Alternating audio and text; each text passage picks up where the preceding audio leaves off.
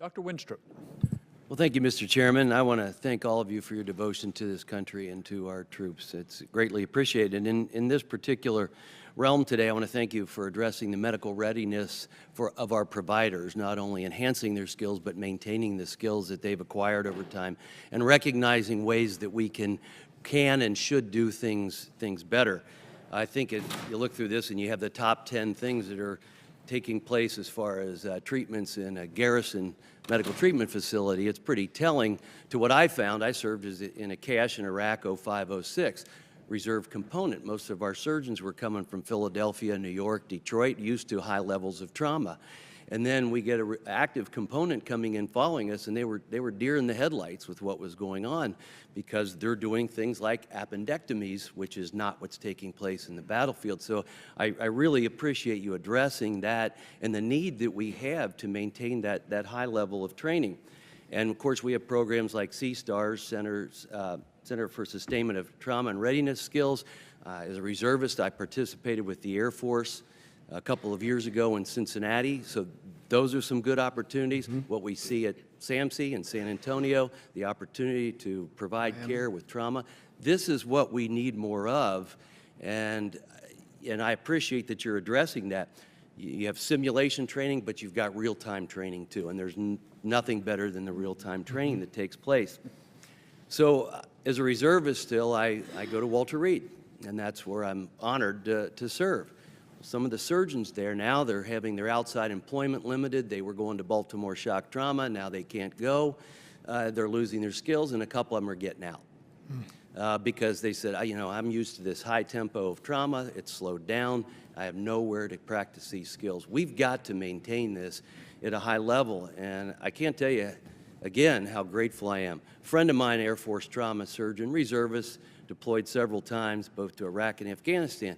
And he brought up this point when I heard him speaking one time. He said, I used to, at the very beginning of these wars, tell our troops, I'm going to try and get you everything that you would have at home. He said, now it's just the opposite.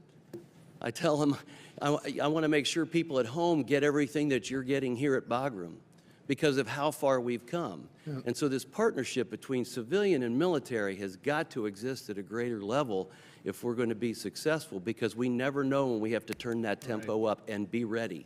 Yeah. And I think that the people are crying for it. So if you can address what you might see are some of the best practices as we move forward, both for active and reserve, to be able to participate in those types of scenarios, I'd appreciate it, and we'll try and drive that message. General Corelli, I know I've worked with you in uniform and out on many medical issues. I don't know who would want to. Congressman, thank you very much. You know, you're hitting at the heart of something that we care dearly about, and we heard quite a bit about as we traveled extensively. We in San Antonio, Texas, as an example. In Pensacola, Florida, we looked at the partnerships that were existing. In Chicago, we looked at the partnerships that were existing and so forth. I'd like to have Commissioner Corelli talks to that, because there were some very real lessons learned there. This was the toughest thing for me.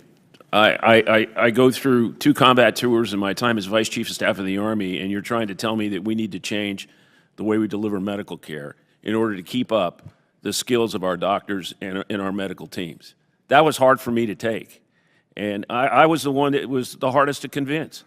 But I am absolutely convinced that our MTFs are on a death spiral right now. What no one's talked about is we're also lowering the number of people we have in the force. So even when you see the numbers up there, that was with a much larger force. The number of caseloads they're going to see are going to be even fewer as the force gets smaller.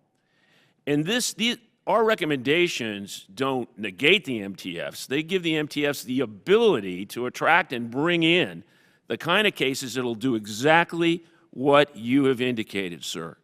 And I applaud you, because that's what makes us different.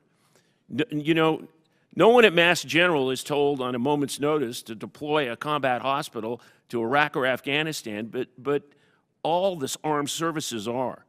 And it is absolutely critical that if your son or daughter is wounded on the first day of battle, that they get the same kind of care that is being able to be delivered on the 13th year of battle.